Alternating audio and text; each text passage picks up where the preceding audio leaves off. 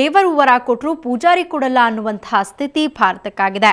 ಆಡಿಲೇಡ್ನಲ್ಲಿ practice ಮಾಡಲು team ಇಂಡಿಯಾಗೆ ಜಾಗವೇ ಇಲ್ಲ. ಜಾಗ ಇಲ್ಲ ಎನ್ನುವುದಕ್ಕಿಂತ ಆಸ್ಟ್ರೇಲಿಯಾ ಇದಕ್ಕೆ ಅವಕಾಶ ಮಾಡಿಕೊಡ್ತಾ ಇಲ್ಲ. ಅದು ಹೇಗೆ ಅಂತೀರಾ? ಇಲ್ಲಿದೆ ನೋಡಿ ಭಾರತೀಯರ ಕಥೆ ವ್ಯತೆ.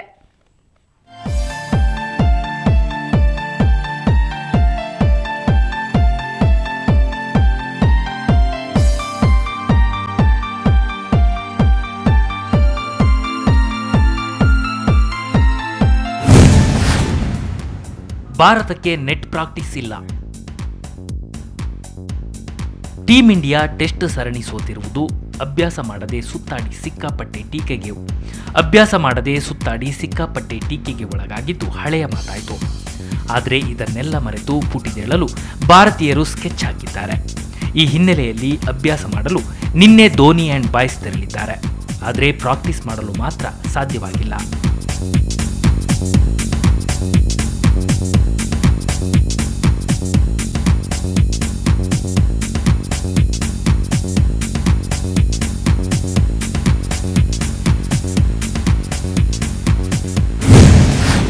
ಅಭ್ಯಾಸಕ್ಕೆ ಅಕಾಡೆಮಿ ಬೌಲರ್ಸ್ ಇಲ್ಲ. ಅರ್ಧಕ್ಕೆ ನಿಂತ ಪ್ರಾಕ್ಟೀಸ್. ಇಂದು ಅಭ್ಯಾಸ ಮಾಡೋದು ಡೌಟ್. ಅಭ್ಯಾಸಕ್ಕೆ ಅಂತ ಅಡಿಲೇಡ್ ಮೈದಾನಕ್ಕೆ ಭಾರತೀಯರು ಕಾಲಿಟ್ರೆ ಅಲ್ಲಿ ನಮ್ಮ ಬ್ಯಾಟ್ಸ್ಮನ್ಗಳಿಗೆ ಬೌಲಿಂಗ್ ಮಾಡಲು ಯಾರೂ ಇರಲಿಲ್ಲ. ಸ್ಥಳೀಯ ಬೌಲರ್ಗಳು ಕಣ್ಮರೆಯಾಗಿದ್ದರು. ಹೀಗಾಗಿ ಅರ್ಧಬರ್ಧ ಪ್ರಾಕ್ಟೀಸ್ ಮಾಡಿ ಆಟಗಾರರು ವಾಪಸ್ ಹೋಟೆಲ್ ಸೇರಿಕೊಂಡ್ರು. ಇಷ್ಟು ಸಾಲದೆಂಬಂತೆ ಇಂದೂ ಸಹ ಅಭ್ಯಾಸ ಮಾಡುವಂತಿಲ್ಲ. ಯಾಕೆಂದ್ರೆ ಇಂದು ಅಡಿಲೇಡ್ ಗ್ರೌಂಡ್ನಲ್ಲಿ ಲೋಕಲ್ ಮ್ಯಾಚ್ ನಡೀತಾ ಇದೆ.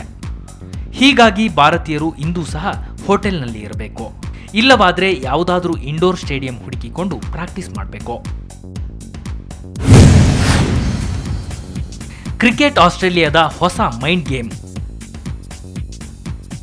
ಯಾವುದೇ ತಂಡ ವಿದೇಶಿ ಪ್ರಯಾಣ ಕೈಗೊಂಡಾಗ ಆ ತಂಡಕ್ಕೆ ಉತ್ತಮ ಅಭ್ಯಾಸ ವ್ಯವಸ್ಥೆ ಮಾಡುವುದು ಸ್ಥಳೀಯ ಕ್ರಿಕೆಟ್ ಮಂಡಳಿ ಕರ್ತವ್ಯ.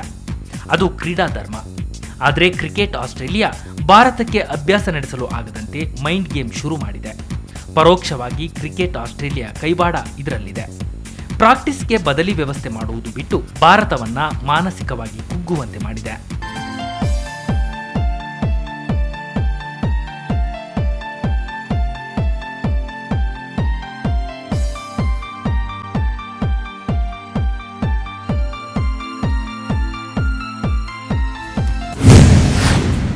ವಿಷಾದ ವ್ಯಕ್ತಪಡಿಸಿದ ಆಸೀಸ್ ಪತ್ರಿಕೆಗಳು.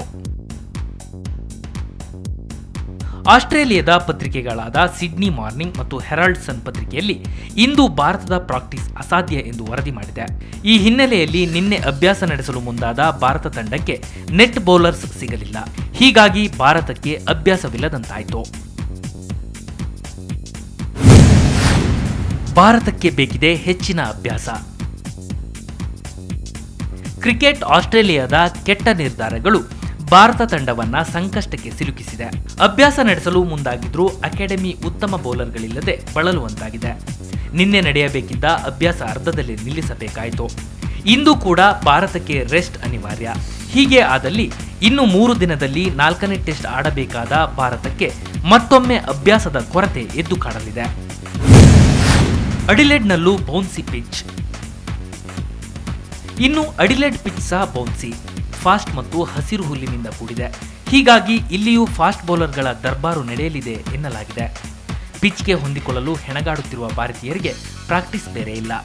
ಒಟ್ಟಿನಲ್ಲಿ ಕಾಂಗೂರು ನಾಡಲ್ಲಿ ಟೀಂ ಇಂಡಿಯಾವನ್ನ ದೇವರೇ ಕಾಪಾಡಬೇಕು.